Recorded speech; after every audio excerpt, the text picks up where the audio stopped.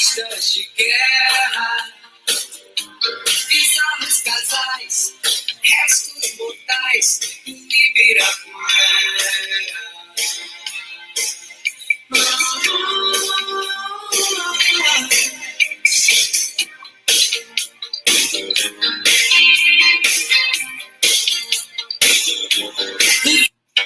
Atenção para o toque de 30 segundos para a formação da rede de rádios interligadas, a primeira rede de comunicação popular do Maranhão.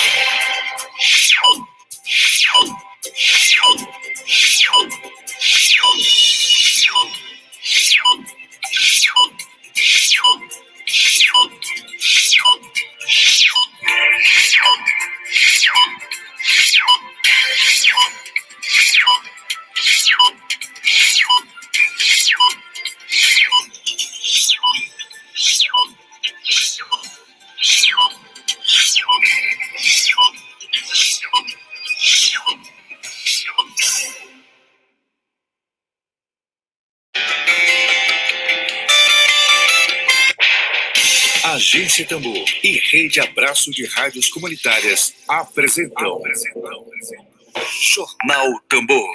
Jornal Tambor. Comunicação livre, popular e comunitária. Está no ar Jornal Tambor. Jornal Tambor.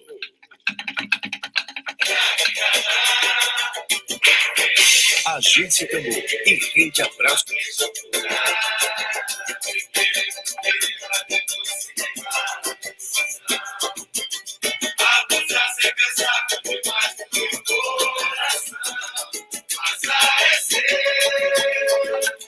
Se daqui pra frente eu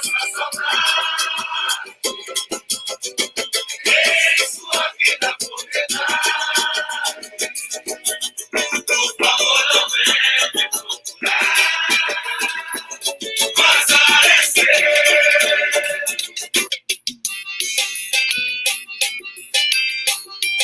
Nossa mensagem hoje especial de parabéns a você. Hoje, dia 18 de novembro, esse mês fértil de muito aniversário. A gente quer dar os parabéns, a gente quer dar aquele abraço carinhoso. Eu falo em nome de toda a equipe que faz a Agência Tambor, a Rejane Galeno, essa mulher de fibra, essa companheira de luta, essa pessoa que está aqui conosco todos os dias, fazendo a Rádio Tambor, trabalhando para que você possa ouvir cada dia um convidado diferente, trabalhando na nossa comunicação. Rejane, parabéns a você, que essa nova etapa seja repleta de muitas alegrias, de muitas realizações. Um grande abraço para você de toda a Agência Tambor. Vamos agora aos destaques de hoje. Hoje é quarta-feira para você. Vamos que vamos agora aos destaques de hoje. Ao som de parabéns para você aqui. Parabéns para você, para a companheira Rejane Galeno. Vamos agora às nossas notícias. Bom, hoje, dia 18 de novembro de 2020, quarta-feira, nós temos como destaque cerca de 70% dos prefeitos eleitos nasceram fora das cidades em que foram eleitos. Aí um dado curioso destas eleições de 2020. Outro destaque, o Hospital Universitário inicia campanha de conscientização para aumentar o estoque de leite materno. E hoje nós teremos aqui no nosso quadro de entrevistas e debates, o Dedo de Prosa, a representatividade nas eleições municipais e o novo pleito na Câmara de Vereadores de São Luís do Maranhão. Temos aqui esse destaque, vamos debater o perfil dessa Câmara de Vereadores de São Luís. Já temos matéria hoje, desde ontem, na verdade, publicada pelo blog Buliçoso, nosso blog pessoal, bulicoso.com.br. Temos lá, você vai encontrar o balanço que Emília Azevedo, nosso candidato a vereador, faz dessas eleições, de sua candidatura, e você vai encontrar também um pouco do perfil da Câmara de Vereadores de São Luís, que segundo a página Rumbora Marocá, a página de de fact-check, de checagem, vamos traduzir agora em bom português, de checagem de fatos, a Rumbora Marocá, a apuração que ela fez, que a renovação foi menor em 45% do que no ano de 2016, nas últimas eleições de 2016, portanto, 17 vereadores foram reeleitos na Câmara Municipal de São Luís em 2020 e 14 obtiveram um novo mandato. Portanto, uma renovação inferior à verificada em 2016. Temos ainda como destaque hoje informações para você. Olha, quem gosta de futebol, que faz tempo que a gente não fala em futebol. Faz tempo que a gente não fala em futebol aqui, né? Então, a gente tem aqui o destaque, jogando em casa no estádio Castelão, Sampaio Corrêa venceu o Náutico do Recife por 2-1 e assumiu a vice-liderança da competição. A notícia boa para os bolivianos aqui da Agência Tambor. Com essa vitória, o tricolor maranhense chegou à marca de 37 pontos ganhos. E o próximo duelo do Tubarão é na sexta-feira contra o líder do Campeonato Brasileiro da Série B, a Chapecoense. Esse duelo vai ser aqui em São Luís, lá no Estádio Castelão, sexta-feira, dia 20 de novembro. Tá? Bom, vamos às nossas reportagens antes do quadro Dedo de Prosa. Já que a gente vai debater eleições, tem algumas notícias muito interessantes sobre as eleições de 2020. Também publicamos ontem que o país obteve a eleição de 27 candidaturas de pessoas trans no Brasil. Em São Paulo e até em Aracaju, município pequeno aqui do Nordeste, município capital, uma da menor capital aqui do Nordeste, uma das menores. E aí a gente traz agora uma reportagem para você sobre a vereadora mais votada exatamente lá de Aracaju, Linda Brasil, que comemora o resultado das urnas e define como sopro de esperança a eleição, não de 25, vou corrigir aqui, porque esse dado já foi apurado, inclusive a Ponte Jornalismo apurou também, a página Ponte Jornalismo, foram 27 pessoas trans no Brasil eleitas, dados estão disponíveis na página do TSE, e a gente precisa divulgar esse dado, porque o país que mais mata pessoas do segmento LGBTQI é o Brasil, no mundo inteiro, lamentavelmente. Então, a gente vai ouvir agora essa reportagem sobre a eleição de uma candidata a vereador, que é uma capital conservadora, uma capital pequena, o Nordeste de forma geral, a cultura nordestina de forma geral é bastante conservadora. Então vamos ouvir a reportagem. Um dia após o resultado das eleições, Linda Brasil não esconde o tom alegre em sua voz. Não é para menos. Com 5.773 votos, a candidata do PSOL foi a vereadora mais votada de Aracaju, em Sergipe. Linda se soma a outras 24 pessoas trans que foram eleitas em 22 municípios do país em um pleito histórico. Em 2016, de acordo com o levantamento da ANTRA, a Associação Nacional de Travestis e Transsexuais, somente 8 candidatos chegaram às casas legislativas. Houve um aumento de 200%. Em entrevista exclusiva ao Brasil de Fato, Linda comemora o resultado das urnas. Foi como se tivesse a população dado uma resposta, né, a esse reacionarismo que estava querendo tomar conta, esse fascismo. Muito simbólico, eu acho que é um momento histórico, é um sopro de esperança nesse momento conturbado da política brasileira. Um sopro de esperança, né, para que outras pessoas comece a acreditar um pouco na política, que não se desmotivem, né, que acreditem que a gente pode sim contribuir para a transformação na nossa sociedade. Morando no centro da capital sergipana, ela conta que consegue ver a Câmara Municipal de Aracaju da janela de sua casa. Animada, Linda fala sobre os projetos e planos que ganharão vida naquele espaço que se tornará mais representativo em 2021, assim como em outras cidades brasileiras. Além de Linda, a professora Duda Salete, do PDT, também foi a candidata mais votada em Belo Horizonte. Apesar do estado de Sergipe ser o primeiro do Nordeste e o segundo do Brasil em número de assassinatos de pessoas trans e travestis, de acordo com dados da Rede Trans de 2019, a vereadora relata que a campanha foi muito bem recebida pela população. Para ela, a eleição das candidaturas trans abre caminho para a renovação do sistema político. Isso foi dizer para a sociedade que a gente não vai votar mais para as esquinas, que a gente não vai votar mais para os armários, que chegou a nossa vez de ocupar os espaços que sempre nos foram negados. Eu acho que é isso. Eu acho que isso deu essa resposta. Eu acho que o significado disso é isso, que a gente não vai retroceder e que a gente vai ocupar todos esses espaços e provocar transformações efetivas na política do Brasil. Confira a entrevista na íntegra no site www.brasildefato.com.br. De São Paulo, da Rádio Brasil de Fato, Lu Sudré.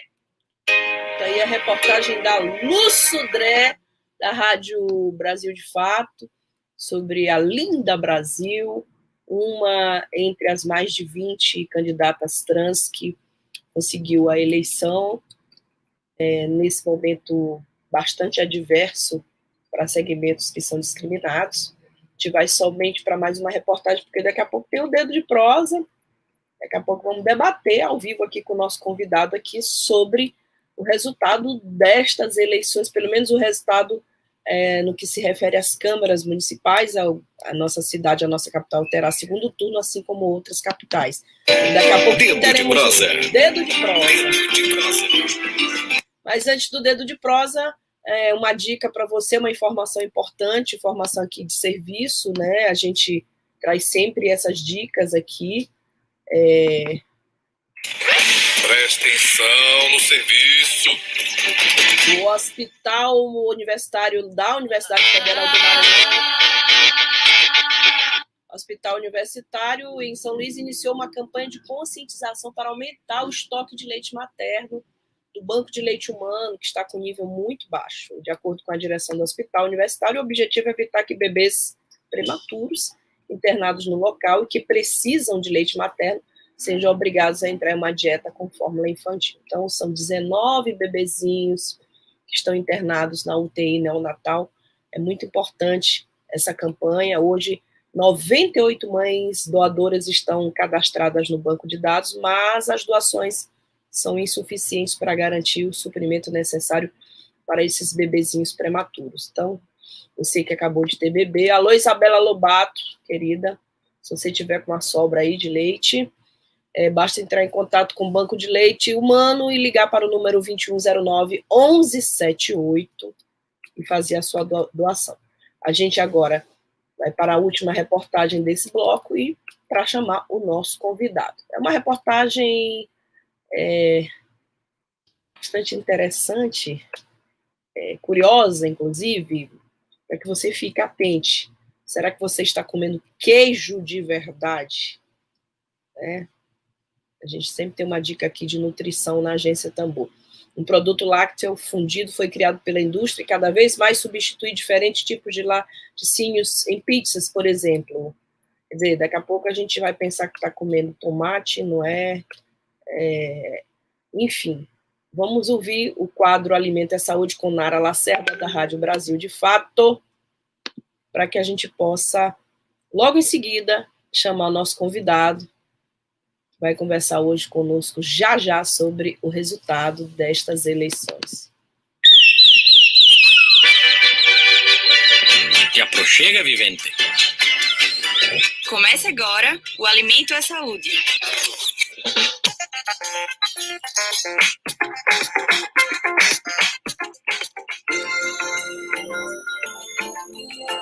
Imagina você pedir uma pizza, uma esfirra ou até mesmo um lanche e no lugar da mussarela ou do cheddar vir um ingrediente que parece, mas não é queijo.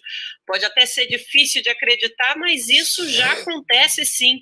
É o chamado produto lácteo fundido.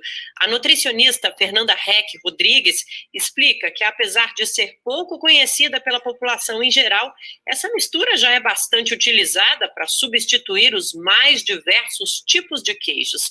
O grande problema é que, por ser ultraprocessado, esse tipo de alimento traz ingredientes químicos que fazem mal à nossa saúde. A nutricionista explica melhor a composição. Então, assim, tratam-se de mistura de queijos, que tem uma proporção mínima ali de 75% de uma determinada variedade de queijo na sua composição, que são chamados de queijos ultraprocessados. Então, esses outros 25% são outros tipos de ingredientes, como gordura hidrogenada, amido modificado. Fernanda também chama a atenção para o fato de que, geralmente, o queijo ultraprocessado é consumido junto com outros alimentos também pobres em nutrientes. Geralmente vem uma composição alimentar que está associada junto com embutidos, então presunto, mortadela, patês, hambúrguer, e provavelmente não vai ser aquele hambúrguer feito, de carne moída, farinha e ovo para dar uma liga. Às vezes ele também é um produto ultraprocessado que contém todos esses aditivos que eu comentei. Então, assim, acaba contendo em uma única refeição uma quantidade bastante elevada de gordura trans, excesso de sódio, às vezes até açúcares. Como a indústria alimentícia coloca os chamados aditivos químicos em seus produtos para que eles fiquem com sabor e textura mais parecidos possível com o dos alimentos originais, fica mais difícil diferenciar o que é queijo de verdade e o que não é. Fernanda também ressalta que nem sempre os ultraprocessados são mais baratos, mas a praticidade de encontrá-los em qualquer mercado e embalagens de fácil acesso os tornam mais atrativos. Eles são dotados de embalagens assim, que favorecem a rapidez, a agilidade no consumo. Então, assim, com a possibilidade de embalagens individuais, como às vezes em alguns queijos processados, creme de queijo, fundir, requeijão, requeijão cremoso, requeijão amanteigado, tem vários outros desses alimentos que fazem parte desse composto, mas que ele vem em embalagens individuais, prontas para consumo, e que às vezes nem é necessário o uso de utensílios domésticos. Diante do avanço dos ultraprocessados, cada dia mais presentes no cotidiano da população brasileira, a nutricionista defende que o acesso à informação de qualidade se torna cada vez mais indispensável na luta por uma alimentação mais saudável. De São Paulo, da Rádio Brasil de Fato, com reportagem de Michele Carvalho, Nara Lacerda. Bom, agora a gente vai para o nosso quadro de entrevistas e debates. Vamos debater as eleições. Vamos ao Dedo de prosa. Dedo de prosa.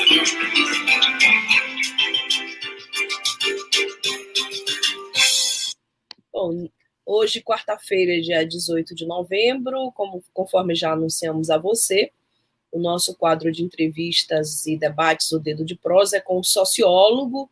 Ele é especialista em gênero e diversidade e mestrando em educação, Alderico II. Muito bem-vindo.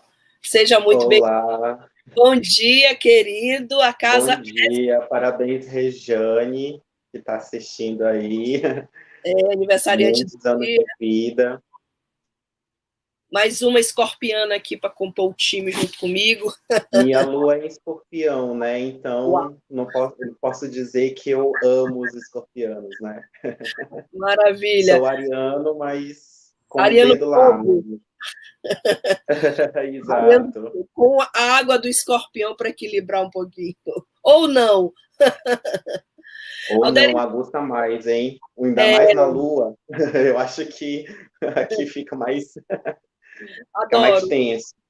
Adoro muito esse papo da gente começar assim leve. Alderico, claro, né? Vamos conversar sobre representatividade nas eleições municipais.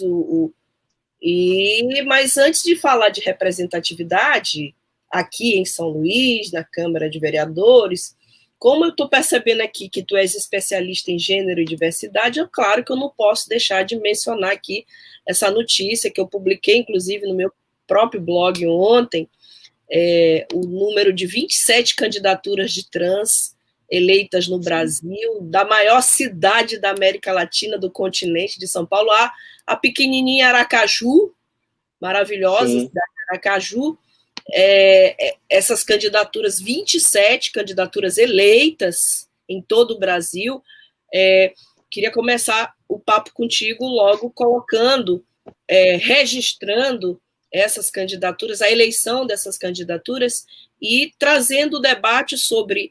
A gente sabe que a nossa representatividade, de forma geral, é formada por grupos conservadores, grupos ligados a igrejas, ao agronegócio, às milícias, as famosas bancadas da bala da Bíblia, e a gente, do boi, né? Também do boi.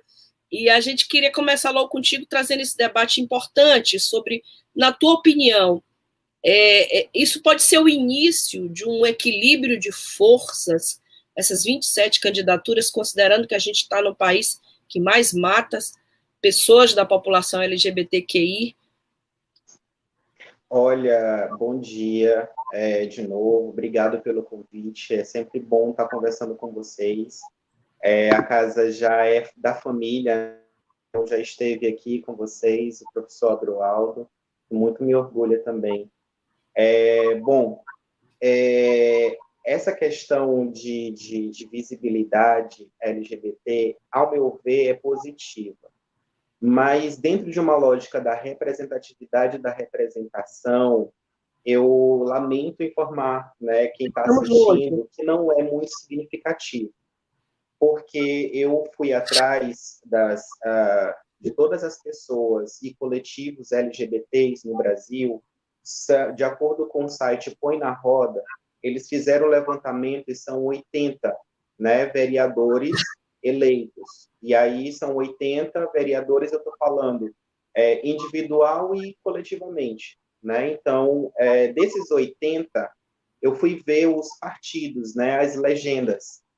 E grande parte das legendas estão no centro e na direita. De pessoas trans? Pessoas trans, inclusive não? De pessoas trans, inclusive de pessoas trans. Como Tami Miranda. Né? Então, a gente tem um levantamento, se você for ver as legendas, grande parte das pessoas LGBTQIA+, que se elegeram nesse ano, estão ou em partidos do centro, como, por exemplo, o PDT, ou partidos da direita, como o MDB, PSDB.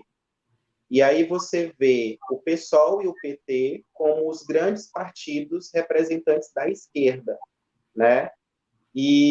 Mas numa quantidade inferior se comparado ao centro e à direita.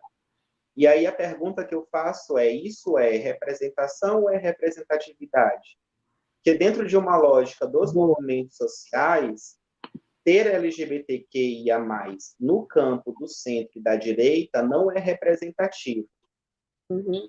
Né? E aí, quando a gente fala de representatividade, a gente precisa entender as camadas e a complexidade dessa representatividade. Uhum. Né? Porque ter somente o LGBT, a pessoa LGBTQIA+, na Câmara Municipal, é só uma representação. É um abrir caminhos, né?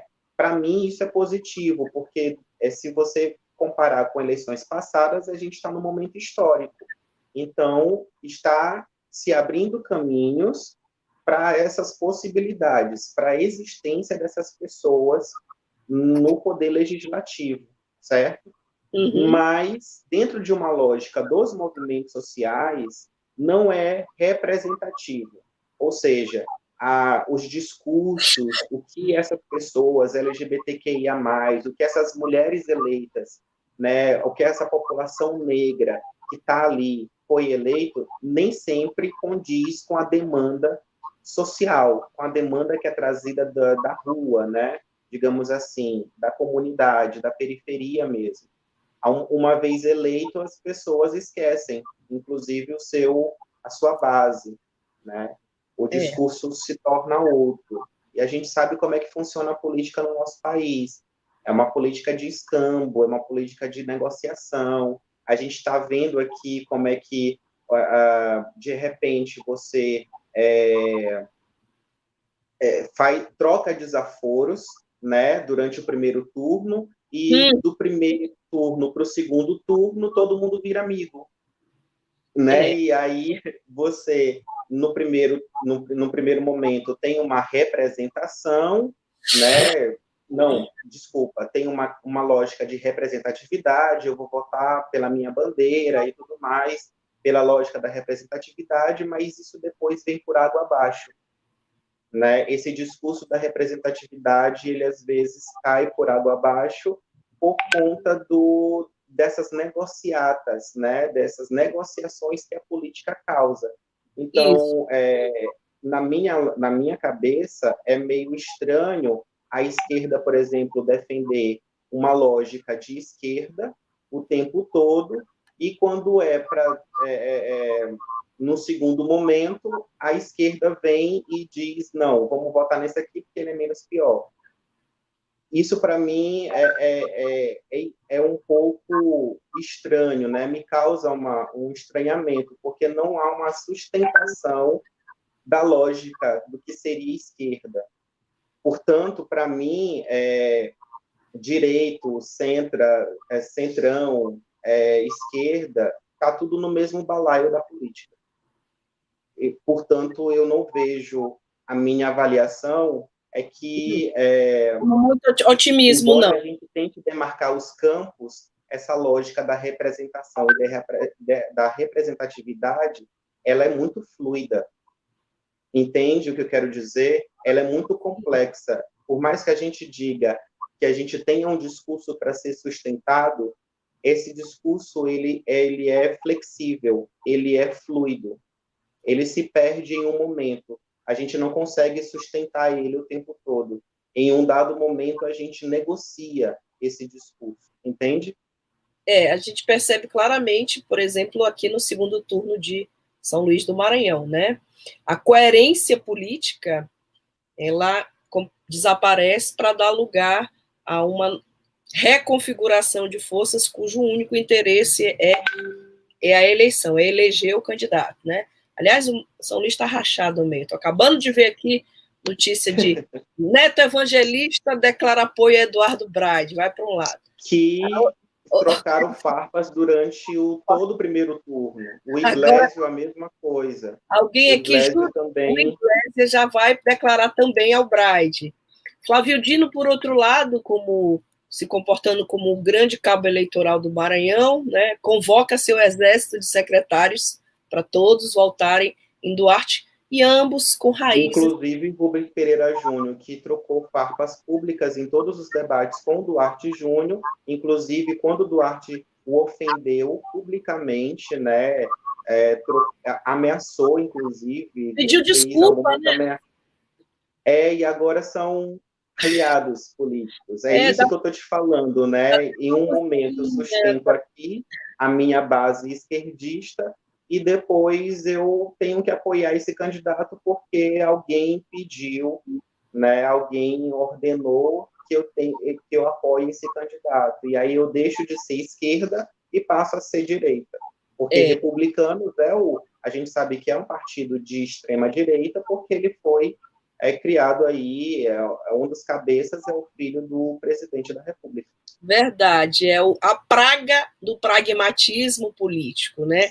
Bom, eu queria te perguntar agora, Alderico, sobre a nossa Câmara de Vereadores.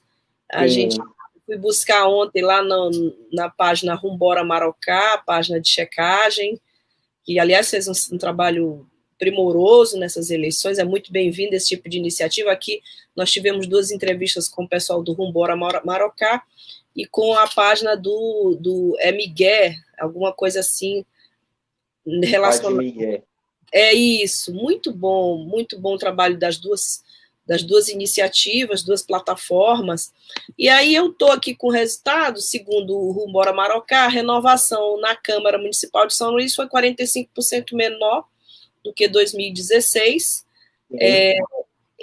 Temos aqui, pelo menos de acordo com a checagem da página, 17 vereadores reeleitos na Câmara Municipal de São Luís, mais da metade, e 14 obtiveram um novo mandato. Embora, claro, com alguns avanços, como o mandato coletivo, que a gente, inclusive, aqui ontem trouxe a saudação do companheiro Altemar Moraes, eu queria conversar contigo agora sobre exatamente essa engrenagem que move as eleições, consideradas as mais difíceis, que são eleições para a Câmara de Vereadores, Câmara Municipal de São Luís. A gente sabe de informações concretas de financiamento, de empresas de transportes, compra de voto. Ontem aqui eu fiz uma denúncia de uma testemunha que chegou para mim e disse: em tal sessão havia um santinho colado com uma nota de R$20 sendo entregue para as pessoas, tá? E aí eu queria uma avaliação tua, assim, por que é tão difícil a política municipal chegar até a conscientização sobre a importância de ter um representante na Câmara Municipal, chegar até a ponta, até a base, até as pessoas? Por que é tão difícil? A escolha do governante, e aí a gente está falando principalmente do poder legislativo, ela se dá de acordo com a conveniência de nós, eleitores. A gente não pode esquecer que nós estamos presos a uma estrutura que é machista, ela é patriarcal, ela é misógina, ela é da elite, ela é branca, ela é LGBT-fóbica, entende? Ela é racista. Então, eu tenho uma estrutura que ela carrega esse padrão. Romper com essa estrutura é complexo e demorado, se for pelo viés da democracia, né? Eu não estou dando ideia, mas as grandes revoluções derrubaram os sistemas a partir de revoltas armadas. Não estou dando ideia, mas a democracia, esse processo da democracia, da educação política, ela é um processo lento. Nós estamos primeiro ocupando os espaços. Então, a gente já tem aí 80 vereadores LGBTs eleitos. Aqui no Maranhão, nós temos um coletivo que levanta essa bandeira, que é o coletivo Nós, né, aqui em São Luís. Já é um avanço, embora esse coletivo ele esteja sozinho, né, como a representatividade LGBTQIA+, só que aí ele vai buscar parcerias, pessoas ali dentro que queiram falar sobre essas questões LGBTQIA+. Nós temos somente 5 mulheres, se somado ao coletivo 8 mulheres na Câmara, o que é muito pouco, mas é uma representação, já é um começo, um abrir caminho para que outras mulheres possam se reconhecer ali dentro daquele sistema e possam também pleitear vaga. E nós temos aí 60%, 70% de negros e negras lá na Câmara, o que também é significativo porque as pessoas negras e pardas, pretas e pardas, desculpa, vão se ver ali representadas. Agora, o que a gente tem que compreender é que esses discursos de representatividade, eles não vão vir à tona. Não é porque tem 5 mulheres lá que elas vão falar sobre feminicídio, por exemplo. Mas a população ela precisa provocar isso das mulheres. Inclusive, o movimento feminista, né, as mulheres que aqui estão fora, que elegeram essas mulheres, inclusive, têm que cobrar dessas vereadoras o discurso que representa a mulher, que dá representatividade à mulher. Da mesma forma, as pessoas pretas e pardas, da mesma forma, o movimento LGBTQIA+, né? Tem que cobrar desses vereadores a representatividade. Já existe a representação, mas a representatividade ela é significativa para quebrar o sistema. A gente só vai conseguir quebrar esse sistema mesmo numa revolução muito mais profunda. Mas vias democráticas, a gente vai conseguir derrubar muita coisa do sistema patriarcal, que eu falei agora há pouco, que tem todas aquelas características bem tristes, né, que nos torna ranking mundial de várias violências e assassinatos.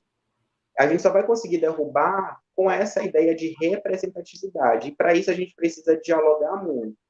A gente precisa esquecer os partidos e falar a mesma língua. Eu preciso, mesmo sendo partido de direita, entender que a minha lógica é de pertencimento a uma comunidade que morre todo dia. E eu preciso entender que eu estou ali representando não um partido, eu estou representando uma comunidade.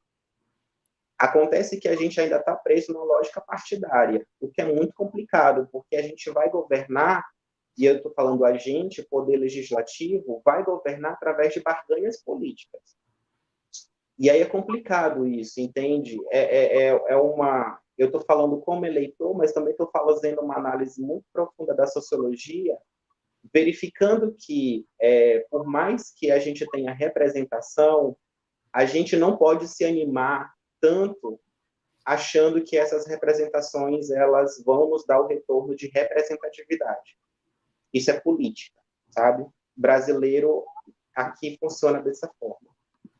Bom, claro que o Brasil inteiro que se posiciona num campo mais progressista vibrou com São Paulo, com a possibilidade, né, de um segundo turno, com um segundo turno que traz essa possibilidade de trazer um nome como Guilherme Boulos, São Paulo, Sim.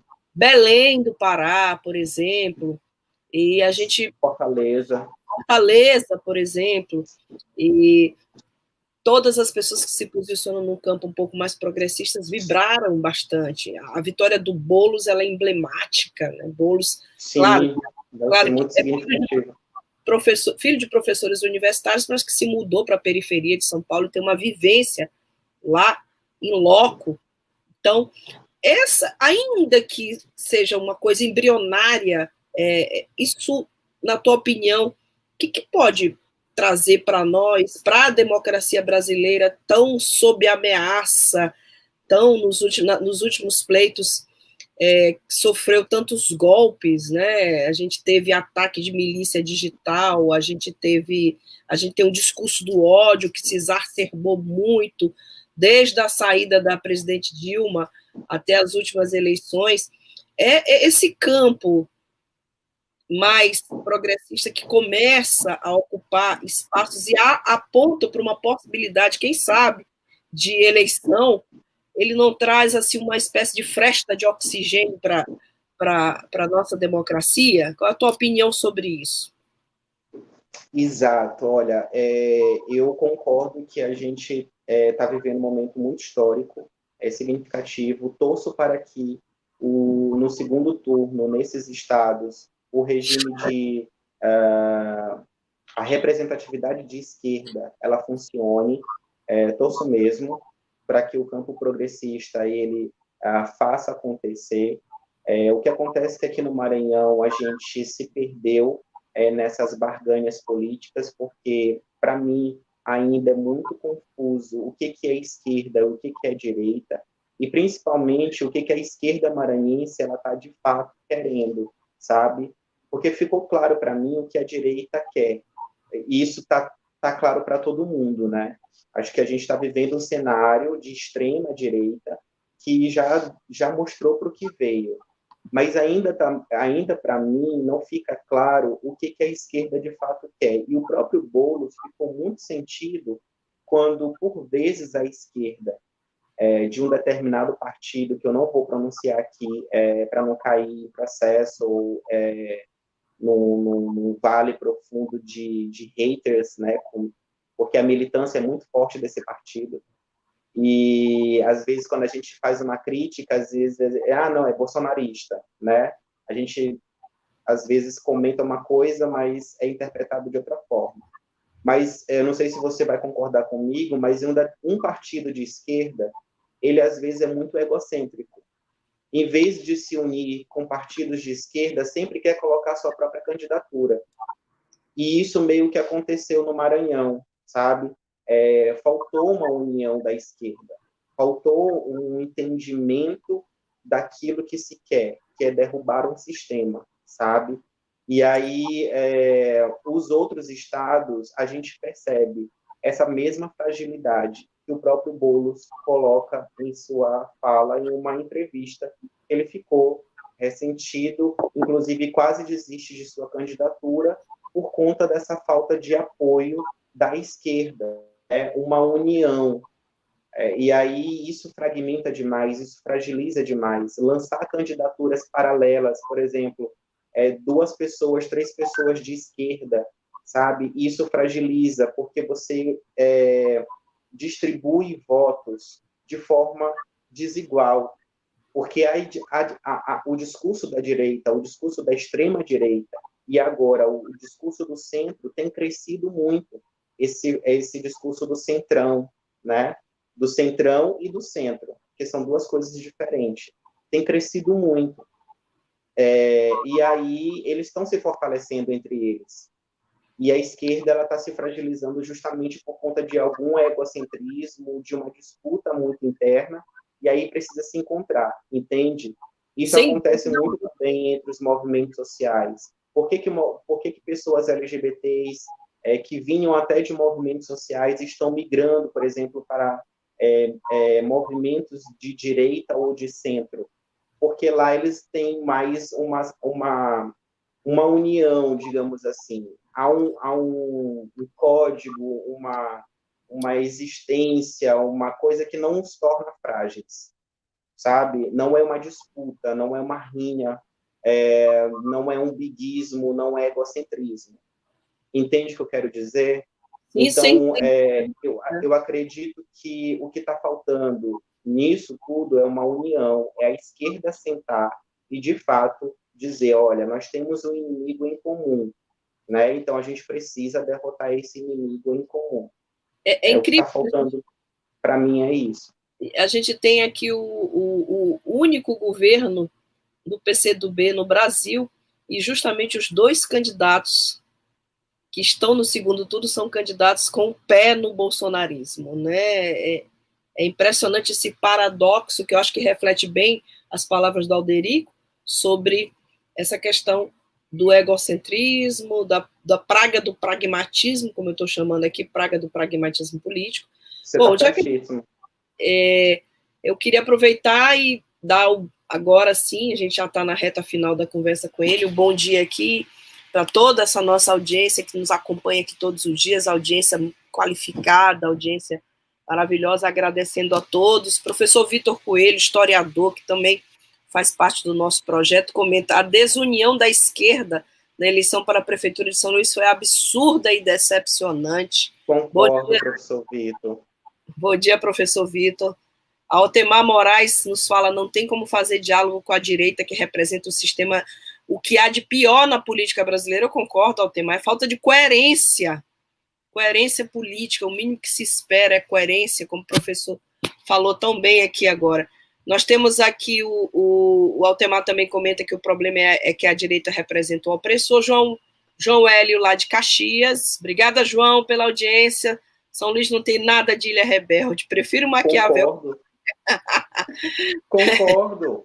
Concorda, Saldanha? São títulos, desculpa te interromper, mas são títulos, João Hélio, que foram dados, desculpa meu irmão que é historiador, se eu estiver falando bobagem, mas a história pariu alguns títulos para São Luís que eu não vejo sentido. É dizer, por exemplo, que a Atenas brasileira, tudo bem, nós temos muitos poetas, nós temos muitos escritores, mas qual a contribuição literária, né, da produção literária de São Luís para uma revolução, né? Essa questão de Ilha Rebelde, para mim, isso também é uma história parida para dizer que o São Luís é revolucionária, quando, na verdade, nós temos um cenário muito claro de que São Luís não é nada rebelde. 12 horas. Tá? Cidade fundada por franceses. Gente, São Luís... O que menos sempre um complexo de colonialidade, né? A gente quer ser europeu de qualquer jeito.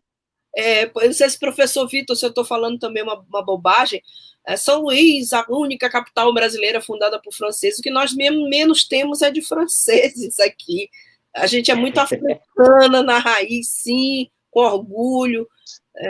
Bom, querido Alderico II, Infelizmente, nosso tempo acabou, mas esse debate ele prossegue. Gostaria de contar com tua presença aqui novamente ainda. Se possível, temos 2 semanas aí de segundo turno, né? Vamos continuar debatendo esse assunto. E eu gostaria de te pedir agora as tuas considerações finais. A gente sempre faz a lição de casa aqui direitinho, igual o trabalho científico, né? A gente pede a conclusão do entrevistado sobre o tema. Minhas considerações finais primeiro, as pessoas que têm a tendência para votar branco ou nulo, por favor, não façam isso. Porque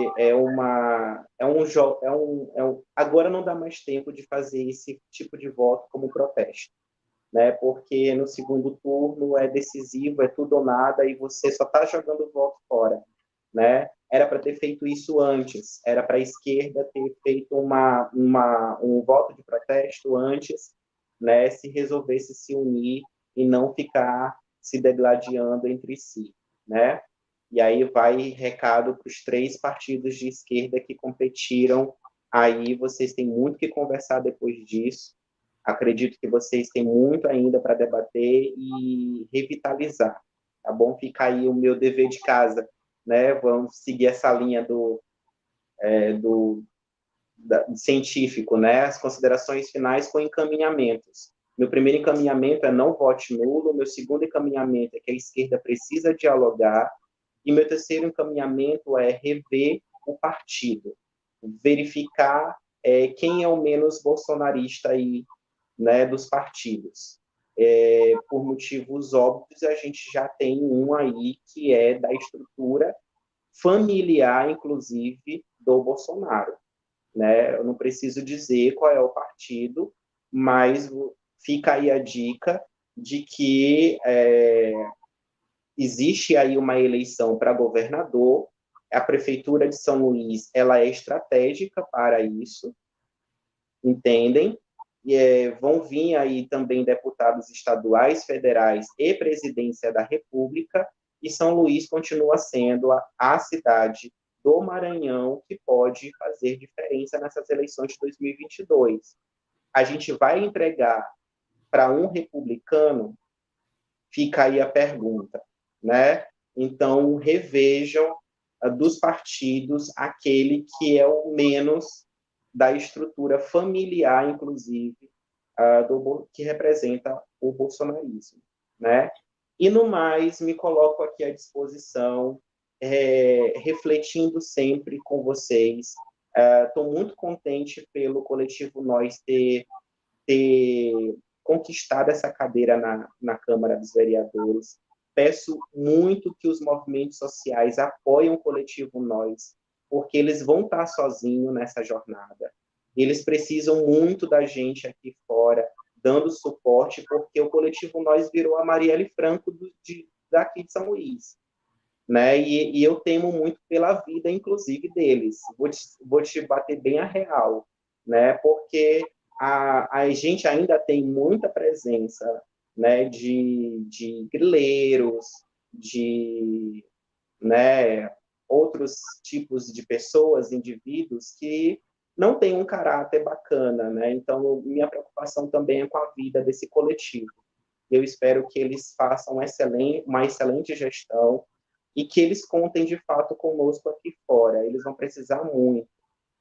Vão precisar fazer aliados lá dentro também, inclusive com a direita e com o centro. Eles precisam conversar com eles, né, para ter projetos aprovados. Mas eles vão precisar muito das pessoas aqui fora, principalmente os movimentos sociais. E eu estou falando de todos os movimentos sociais. No mais é isso, me coloco à disposição. Fico muito feliz de bater esse papo. Nada muito científico, eu vim mesmo para conversar abertamente com vocês, mas deixo sugestões de leituras, como Angela Davis, como Djamila Ribeiro, Roberto da Mata também é interessante para a gente pensar o cenário brasileiro, né? A própria Bell Hooks, Guacira Lopes Louro, para a gente pensar essas questões de gênero, como é que elas são sistemáticas no nosso país, e por aí vai, tá bom? Qualquer coisa, acompanhe minhas redes sociais, @Alderic2, e a gente vai estar por aqui. Perfeito, já vou te adicionar aqui. Muitíssimo obrigada pela participação aqui conosco, seja sempre bem-vindo. Vamos agendar uma nova conversa, obrigada. Bom, e a todos que nos acompanham, a todos e a todas que nos acompanham, tenham todos uma ótima quarta-feira, a gente volta amanhã, a gente não vai se despedir sem novamente desejar um parabéns, muita luz, muita vibração positiva para Rejane Galeno, companheira de luta, companheira feminista. Rejane, quero tomar esse chopp depois, tá bom? Tchau, tchau. Convida, que nós vamos. A gente vai. Tchau.